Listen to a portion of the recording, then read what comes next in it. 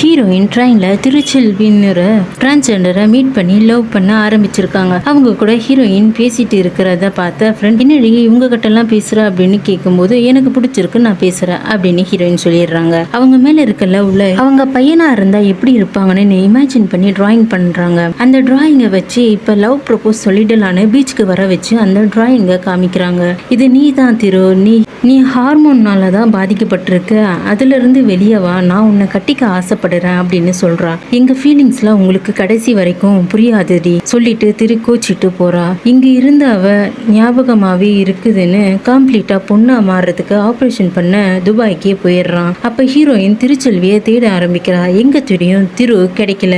அவங்க ஆளுங்க கிட்டே போய் கேட்கும் போது திருச்செல்வி ஆபரேஷனுக்காக போயிட்டான்னு சொல்றாங்க. அவங்க போன அப்புறம் ஹீரோயின் சூசைட் ட்ரை பண்றா. அப்புறம் தான் அவங்களால மாத்த முடியாது, அவங்க அப்படிதான் இருப்பாங்கன்னு புரிஞ்சுக்கிட்டா ஹீரோயின். திருந்தி வாழ ஆரம்பிக்கிறா. பல வருஷம் கழிச்சு ட்ரெயின்ல போகும்போது ஃபேஸை கவர் பண்ண ஒரு டிரான்ஸ்ஜெண்டர் பாக்குற. ஃபுல் வீடியோ லிங்க்ல கீழே இருக்கு, மறக்காம செக் பண்ணி பாருங்க.